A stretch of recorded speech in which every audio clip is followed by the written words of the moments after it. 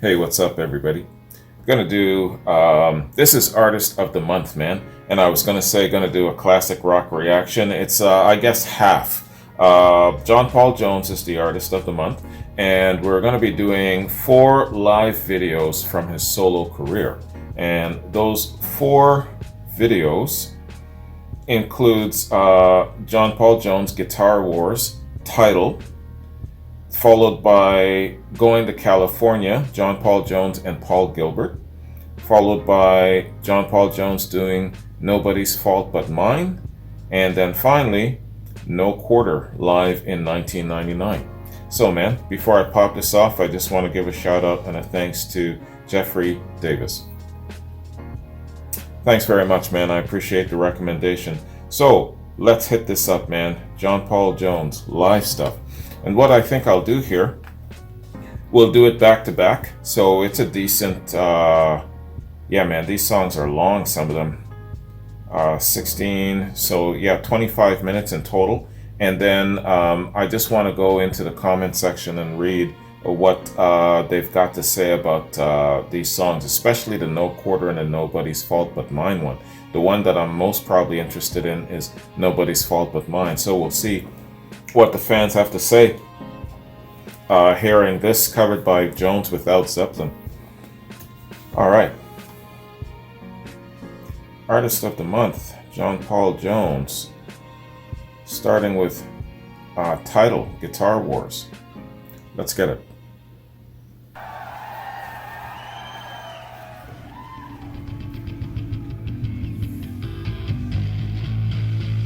The Hard Rock Cafe in Waikiki. Have you ever been there? It's the shit, let me tell you.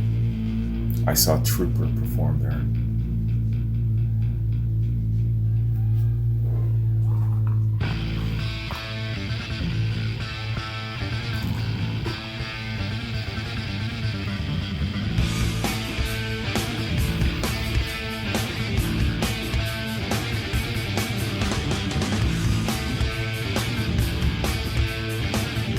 This is off of Zuma, isn't it?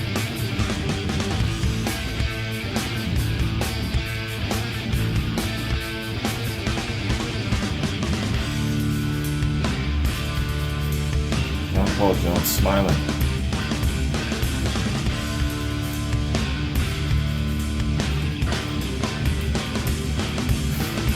Someone said he couldn't smile too much on stage with Zeppelin because they were going into so many avenues, so many different things. He had to stay focused.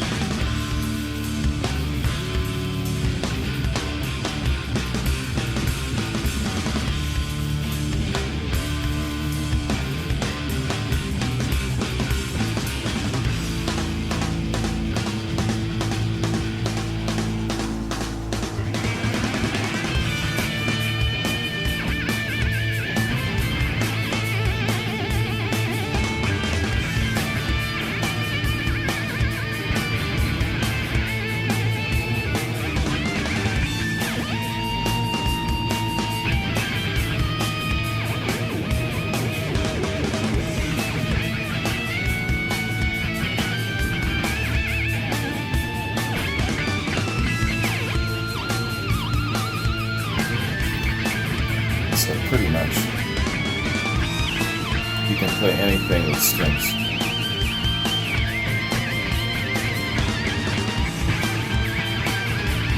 And keyboards, of course.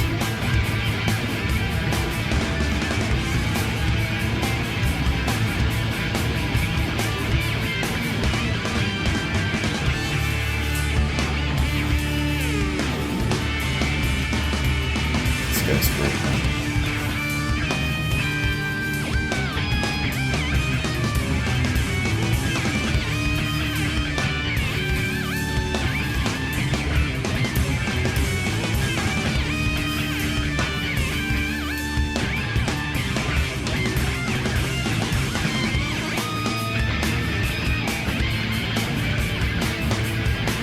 How many hours do you suppose he puts into just practicing and keeping his skills up with so many different instruments?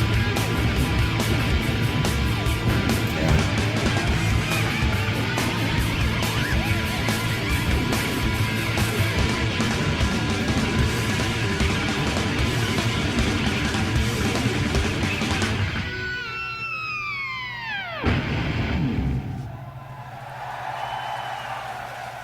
Right on.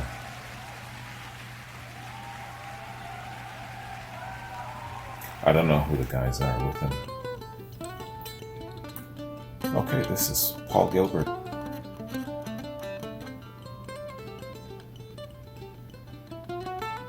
I knew a Paul Gilbert in the Navy. He's got a twin that was in the Air Force.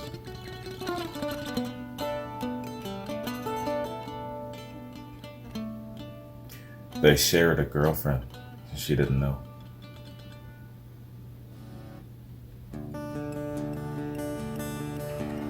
Yes.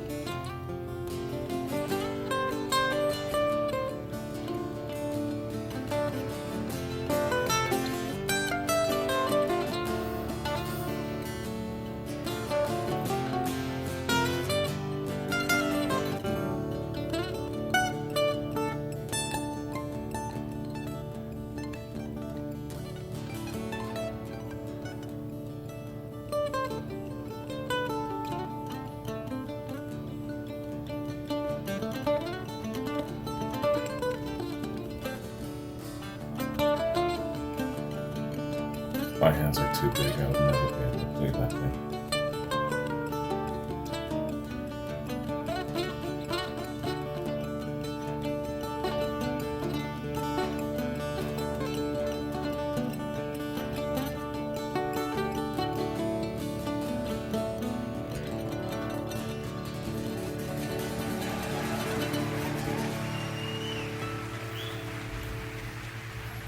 It so makes you appreciate going to California so much more. What a great song. Nice, nice, nice. Right on. He's such a big part of that song as well.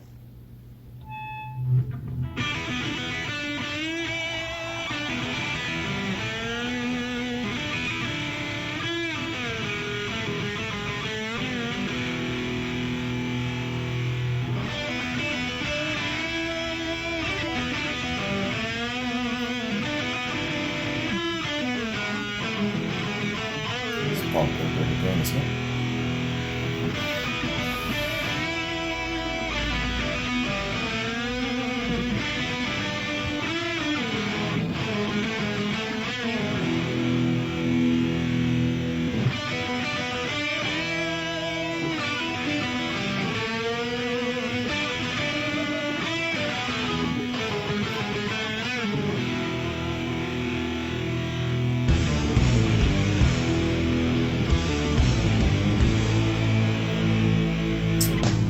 Thunder is there.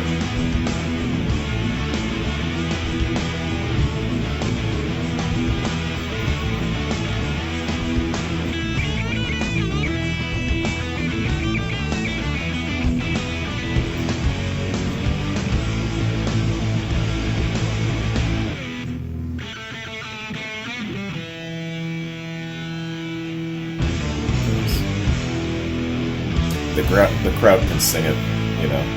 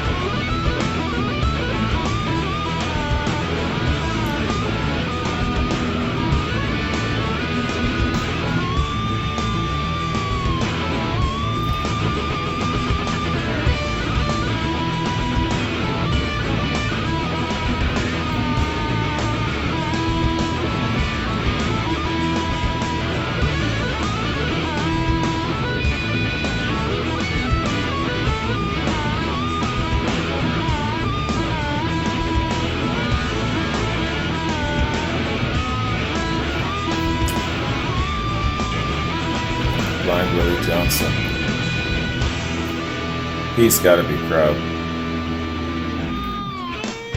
1927. Yeah.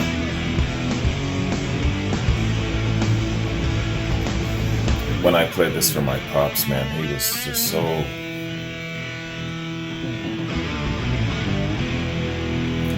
He didn't talk for over a minute.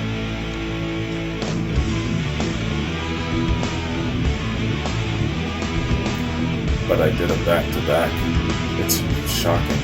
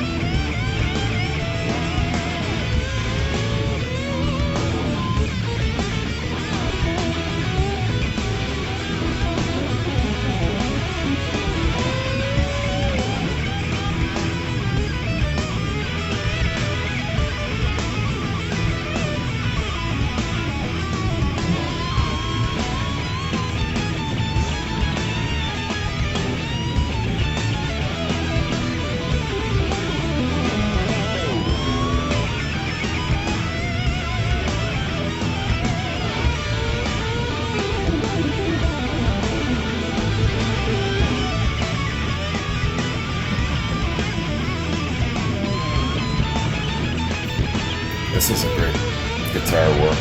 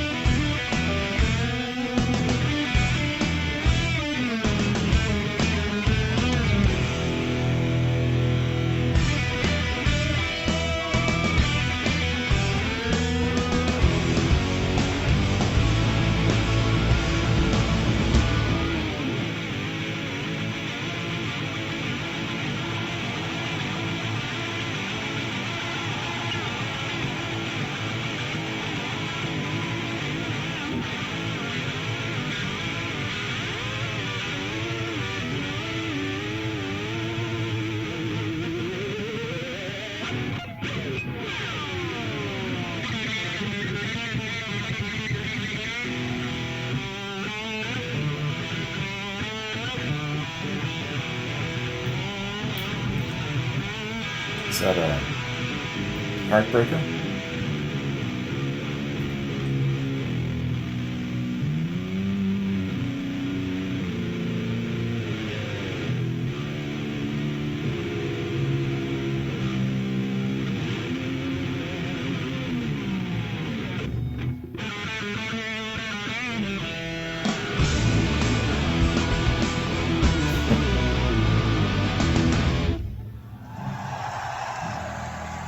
That was excellent.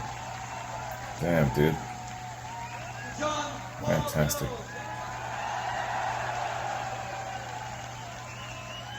Steve Hackett on harp. Like Schutzer on bass. Patrick.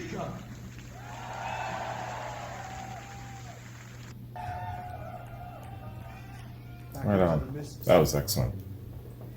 Dinosaurs roamed the earth, smashing up the Edgewater.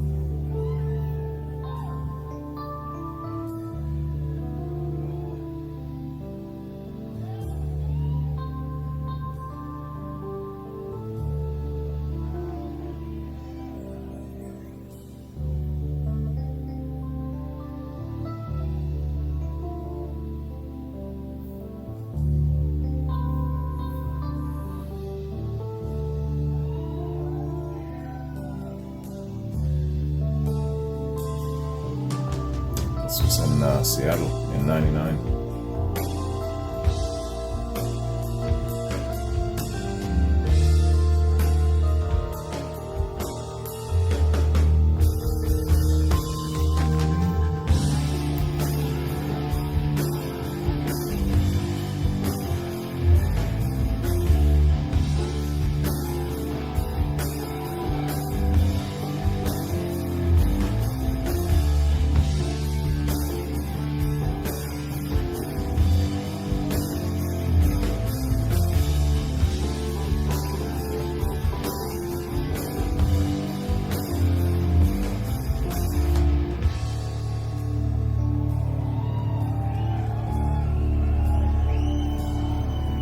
How many times do you suppose he's performed this song? You know, from beginning till the present.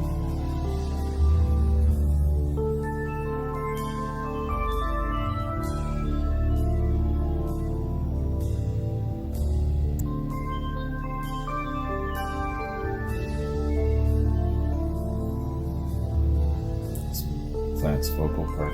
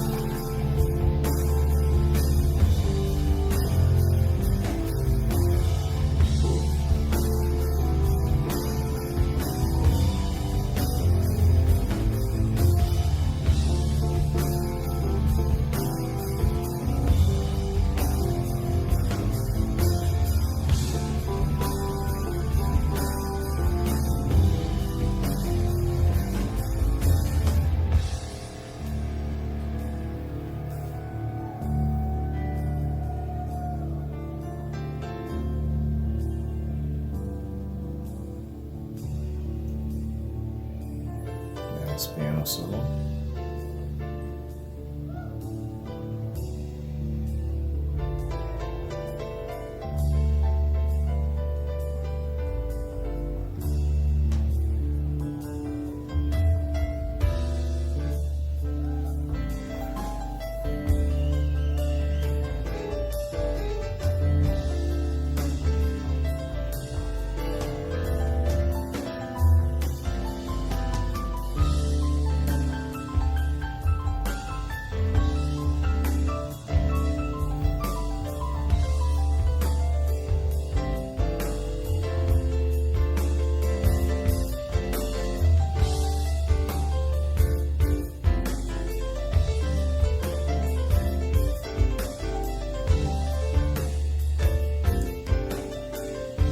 Drummer's got to be solid through this, and he is.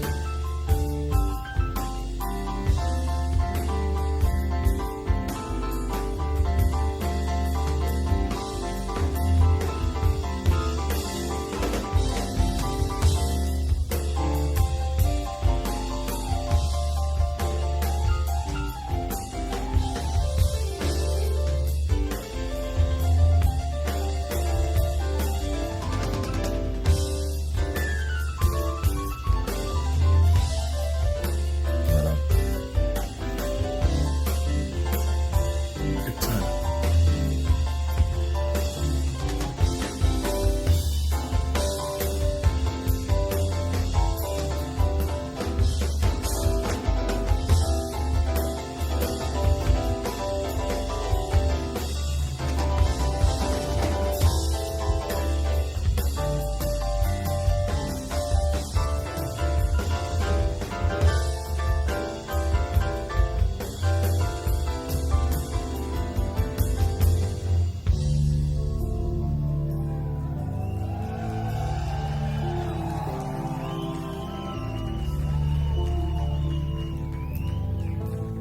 Props to the drummer for keeping the beat and keeping up.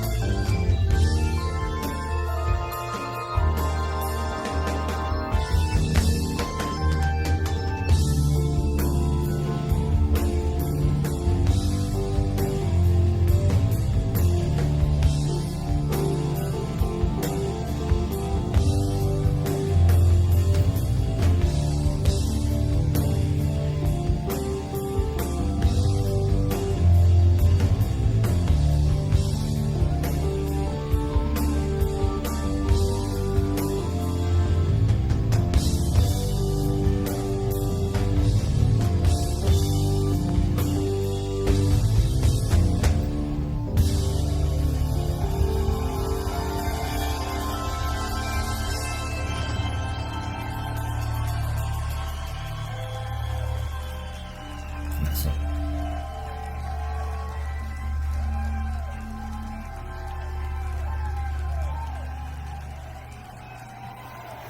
That's the song, man.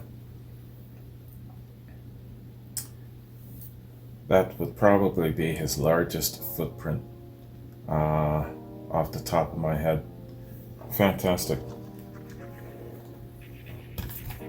First off, props to Jimmy Page or whoever owns the rights to these songs, to these the publishing rights to these songs.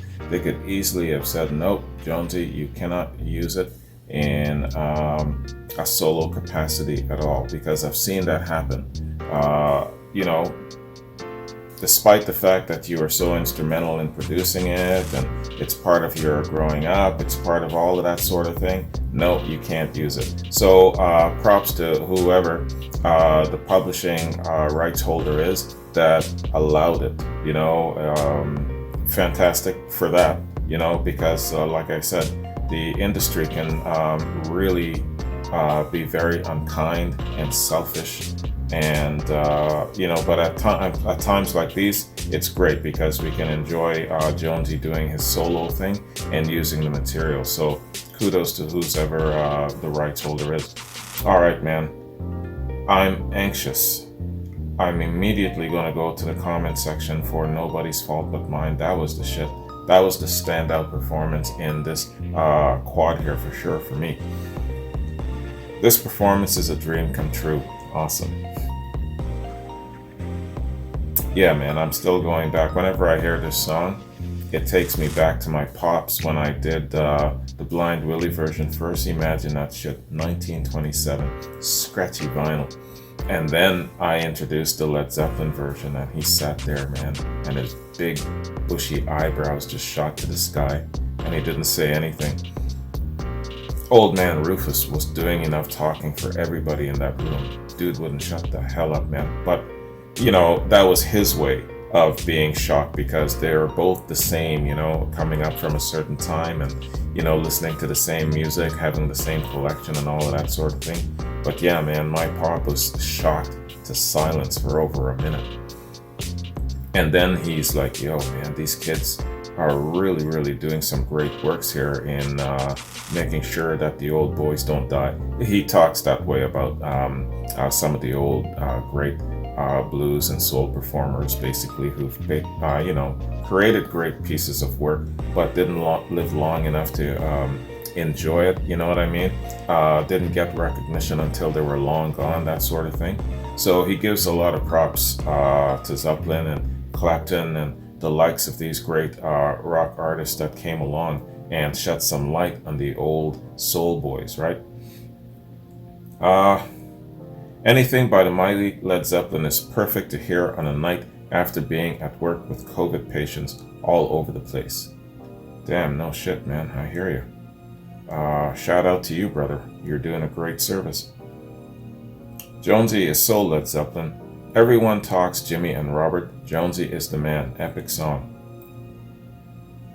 Yes, a three-piece broken down outfit would have been best, but I was impressed how hard Gilbert is working in this band. Probably at Jonesy's request. Who else is going to play this stuff? Yeah, I'm not very familiar with Paul Gilbert. I imagine that he's a prominent member of his band. I don't know if he's always got guest musicians or whatever the case is, but yeah, guy was outstanding. He was great also in Glenda, California. This was unmotherfucking real. Okay. Oh my God. John Paul Jones was Led Zeppelin in a technical perspective. They should have performed this in this way when together. And I am a die-hard Page fan until I just heard this. I have never heard this done so well in 48 years of my life. Okay, more expletives, damn. So he was impressed. Jones is a bad man. Saw Led Zeppelin in '77. He played piano, organ, bass, and a triple neck guitar, including mandolin, and did vocals on Battle of Evermore. And now this. Is there anything this man can't do? Yeah, there's a lot of comments after this, so obviously they're probably going to break down all the instruments that he can play. How many instruments can he play? I'm guessing pretty much everything with strings. Keyboards. What else can he play? Let me know. By the way, Hackett on harmonica is fucking sick. Everybody's swearing in the comments here, so they're really impressed. Super, thanks for sharing. Much love, Mr. John Paul Jones. The gent knows how to rock. More expletives, more expletives. I guess these are really, really serious fans of the man. God damn. Okay. Pat Mastelotto on drums and Hackett on harmonica. This is heaven. Gilbert and Betancourt should be kicked out of the stage. They don't deserve to be put up there. Okay. I don't. I'm guessing. Okay, yeah. So I know who Gilbert is. Betancourt. I guess Betancourt is the other guitar player. So this person wasn't fond of the guitar playing in this song. There's no elaboration. Don't get it. They were all part of that great collective. So I don't know what this person is talking about. Whatever. Okay. Yeah, man. So let's stop there and let's go to the comment section in No Quarter. Seattle 99. Yeah, tons of comments. Holy cow. This is the most haunting and beautiful rock song ever written. I wouldn't argue that. Such an encouragement to me musically. I love his calm, unassuming nature, and then the music comes out. I'm so glad he kept on making music. Thank you, John Paul Jones. Calm, unassuming. Yes, that's a good way to describe him. Throughout his whole career, he's been consistent like that. Really good image projection. Some people really manage their image profile very well, don't they? Being celebrities. There are some that couldn't give a damn, but there are some that really manage their public persona and their profiles very, very well. And this dude is one of them. I give props to him. You know why? Because for me personally, if I don't like you and if I don't respect you as a person, it takes away from the enjoyment of your craft, whether you're an actor, whether you're a musician or any other form of entertainer, because it's just a dark cloud among all of that talent, among all of the stuff. You know, if you're a jerk in public, if you're an asshole, if you've done things that are questionable, then I just can't enjoy it to the fullest, right? And sometimes I just toss it, you know. No, I'm not even going to waste my time watching what this person has done or listening to this because I know I'm not going to enjoy it anymore. The savor is gone. How does Gordon Lightfoot put it in that song? The feeling's gone and I just can't get it back. I think that's the song. That's how I feel. The man who kept the band together as best that he can, John Paul Jones. Great job, Jonesy. Yes, he's the glue. No Quarter. I remember the first time I heard this song, I was 11 years old. I did not hear the album version yet, only the live version. It was just haunting to me as a kid. I started trying to collect anything to read up on the man who was playing the organ, is actually what I thought it was. I remember actually I had the same experience in the sense that the first exposure to No Quarter was the live version of No Quarter. 1973's song Remains the Same. That was the shit, man. And then afterwards, I, upon crazy demand and insistence, because I wasn't even going to bother with the studio version, but oh man, did I get my ass pestered hard. So I had to do a reaction to the studio version. But yeah, my first exposure was the live version. And it's one of those Led Zeppelin songs that I really find that it is, to me, better live. And it's one of those standout Jimmy Page guitar performances for me. You know, of course, the top will always be live, Dazed and Confused, and that shit that he does with the bow. But one of his great, in my opinion, guitar solos live is definitely that of the No Quarter song live in '73. So both Jones and Page really stand out there. John Paul Jones, the backbone of Led Zeppelin. He can play anything. He is sick with a mandolin as well. I was there that night as a 22-year-old who was in complete awe of one of his idols. This was way before the YouTube and iPhones, so you'd kind of read about what to expect from current tours coming to your town, Zuma in this case, via message boards and a dial-up modem. Anyway, I've never seen bass played that hard, heavily and intricately, and still haven't to this day. Oh, this is a long-ass post. Yeah, okay, I'll stop there. I can't read that whole 2 paragraphs, man. He went on to talk about how drunk he was. Okay. Thank you, Jonesy. I was at that show, small room, but the band totally fucking rocked. Yeah, man, everybody's swearing in these comments. Sorry about that. I try to keep my swears to a minimum. John Paul Jones, always the best, the soul of Led Zeppelin. I wonder if Page and Plant ever realized they had Pink Floyd playing with them. More of a cerebral touch. I think that's what they're talking about. Yeah. Musicianship with the fucking whole meaning of this word. Some very, very aesthetic fans here. Yeah, and some of these posts are really, really long. I'll just read one more. Was the beginning of the song a slight shot at Robert Plant, who always starts these songs with some mystical story? Okay, maybe. That's a good question. Let me ask you guys this question. We can kind of go back and forth and debate in the comment section. Was the beginning of the song a slight shot at Robert Plant, who always usually starts the song with some mystical story? So I'm going back to what Jonesy was saying, back in the time of the dinosaurs, and he did, something like this. So I think maybe it was just out of what they've always done. So he figured that he had to fill in just a little bit, but it was kind of in an off-shooting way because it wasn't actually really his place. It was more a fan service because it's what fans at live performances have always been used to. So he kind of had to fill that in. I don't know if it was intending to be a shot towards Plant. I think it was just basically fan service and keeping with that familiar track that they've always ran on. Let me know about that though. What do you think?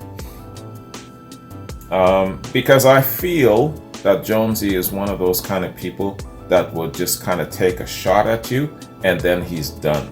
It's buried and it's gone, and he will wait for the right moment. I think he's a very smart guy that way. He's very cerebral like that. I think that the Rock and Roll Hall of Fame ceremony was the perfect platform to just get it out there, and then you're done and you're good and you're moving on. I think that's probably how he's conducting that issue between, I wouldn't call it a rift, but I'm calling it a little bit of turbulence between him, Plant, and Page, especially over that whole no quarter Page and Plant thing. And you know what? I feel for Page and Plant sometimes because, when you're a celebrity and you've got all of your missteps being charted, it's really hard sometimes to overcome it. You're always going to be judged. You're always going to be, oh, yeah, Led Zeppelin were great, but they didn't do this, they didn't do this, they stole this, they didn't do this, they didn't. Give the shit a rest, right? It's not like somebody else hasn't said what you're saying, hasn't written what you're saying. When you are a public figure, you are forever damned, and that's not right. So I feel for Page and Plant sometimes. And, when you're young and you're not wise about the ways of things, these guys were making up history as they went along. They couldn't foresee how far down the road or how big they were going to get. And looking around them, everyone was doing this, doing that. So I feel for them. Yeah, I'm not giving them a pardon for not giving credit, but I can understand why they went that route. Not their finest hour for not giving credit, but man, let that shit go. Some of you, right, when you come into my comment sections, especially, some of you were writing the same shit all the time. Guess what? A lot of the times I just erase your stupid comment because it's just a waste of everybody's time. It's old, right? Led Zeppelin fans, take note. Soul Train Bro sometimes erases your comments because it's a yawn for me now, right? So don't be chirping the same damn song all the time, right? It's a moot point at this point. So, should I read another one? Nah, everybody's swearing in here, man. Yeah, I think we're done there. they're all ecstatic. They're all very, very into John Paul Jones, and very happy that he's doing the solo thing. And most of these comments were just over a couple of years ago. So, but it says here that this has been uploaded since 2010. So there's more and more people visiting these performances, which is cool. All right, man. So that concludes another installment of John Paul Jones. And I've got another one coming up, and I believe it's going to be in the same format as this, where it is live performances, and I'm pretty sure that it's in a form of a quad. So that's going to be, I don't think it'll be the last John Paul Jones installment. I think I've got enough time to squeeze 2 more out before the end of the month. But I still have to look and see if there's a third solo album, because I wanted to cover as many of his solo works as possible. So I'm going to look and see if there's a third solo album. I did the first 2, and I don't know how many solo albums he's done. So I'm going to look into that. I want to get maybe another solo album in, and then another quad. I believe it's for Finesse Muse. So that's what I'm looking at doing, rounding out Artist of the Month for John Paul Jones. And then, of course, there's going to be a lot of overlap, and I'm going to continue doing more of the Led Zeppelin focus, a combination of covering some Plant stuff, some solo Plant stuff, some Jimmy Page interviews and things of that sort. So there'll always be some activity where it comes to the Led Zeppelin factor. I'm still enjoying the journey and still dissecting and still treating it like a science, if you will. All right. So that is it for John Paul Jones. Jeffrey, thank you. This was really, really excellent. Definitely nobody's fault was mine was the big standout for me, but they were all great. I enjoyed all 4. Anyway, so you guys have yourselves a good one. Take care. And next time you see me will be tomorrow. I can't remember whose reaction is up tomorrow, but all the same, you'll see me tomorrow. Peace out.